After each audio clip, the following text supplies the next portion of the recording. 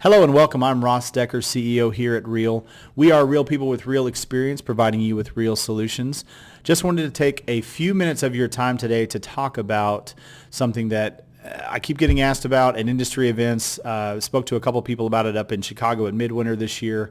Artificial intelligence in dentistry.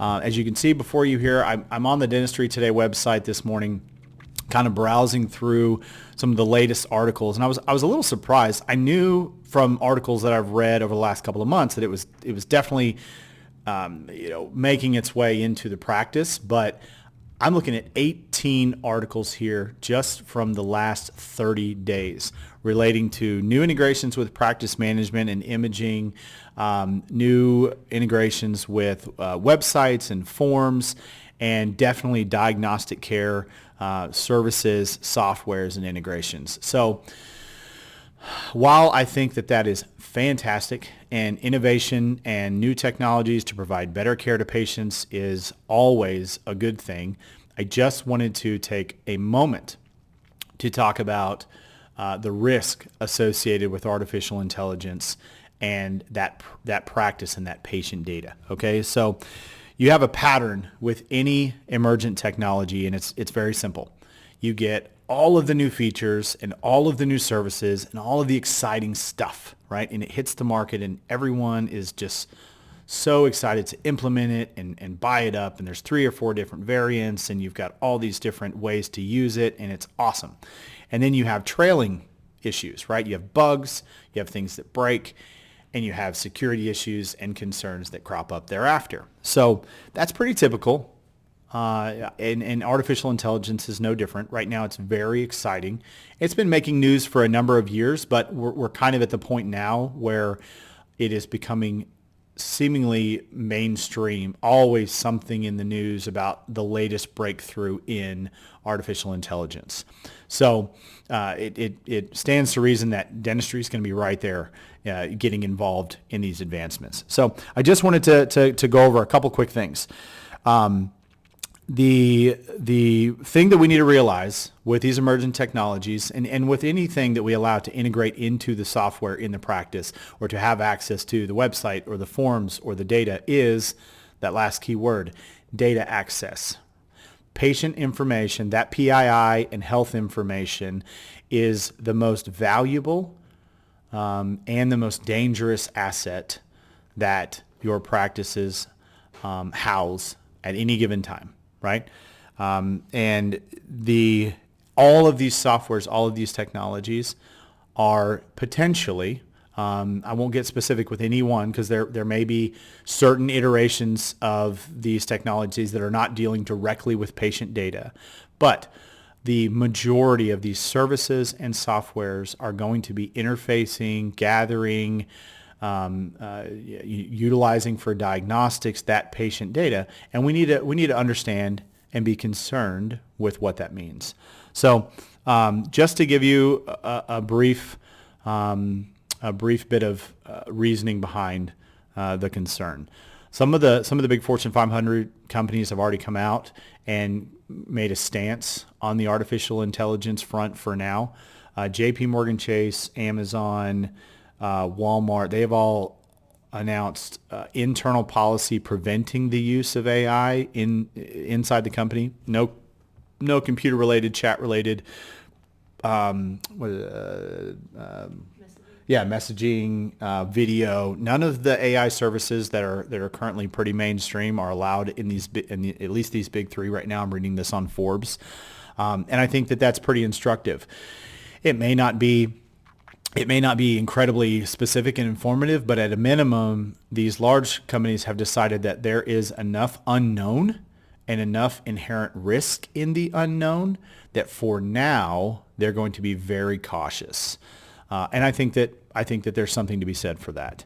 I'm reading another article here from OpenAI, which is the company, if you're not aware, one of the latest developments in artificial intelligence is this ChatGPT, this human language model bot, basically, that can write and correspond with you and communicate with you as if it is a human voice on the other side. Pretty cool. very, very functional, very detail oriented. But even OpenAI has admitted indirectly that they're not sure what possible security concerns they may run into yet. And that's indicated by the fact that I'm reading here, they have implemented what is called a crowdsourced bug bounty program. So basically, they're handing out $20,000 bounties for anyone who can discover a privacy issue or a security concern or a data leak issue with this new artificial intelligence platform and its capabilities, and submit it to the company for correction, right? So I think that's great from a transparency perspective and from a forward-thinking perspective. It's awesome. However, it's also instructive. They are dealing with such a cutting-edge technology that they are unsure of what the issues may be. And I think that it stands to reason that if the people that are developing these artificial intelligence services are also themselves still unsure of the risk that they pose, that at a minimum, we need to be concerned ourselves with what risk they may be exposing the practice and the patient data to that maybe no one can quantify at this point. So that was really the flyby that I wanted to present to everybody today. I know that these technologies are probably hitting your inbox. I know they're probably hitting your mailbox. I know you're going to see them more and more in these trade shows. Your vendors, your reps may be walking in the door with a new integration for this or a new app for that. And please understand this. I trust these companies. I work with these reps. I know that everyone's core interest is increased business efficiency and function for the practice and increased quality in patient care. I do. I know that. I know that is everyone in the industry is focused on that. I think that from a technology perspective, it's always important to remember that at the end of the day, the responsibility for that patient data lies with you, the owner, the physician, and that responsibility is a big one. So at a minimum, let's understand what we're getting into as these technologies approach the practice and knock on the door. Let's ask questions, and let's say things like, what are your security policies? What are your security concerns? What are the things you've already identified that you know are going to be a problem? What parts of our data are you accessing, and why do you need access to those? And do you have concerns about how this data may be used if there's a breach? And just kind of always be willing to dig a little bit and make sure that you're comfortable with the technology that is coming into the practice. And even if the features are great, and even if the functionality is going to be awesome, let's always remember to understand that data is highly valuable.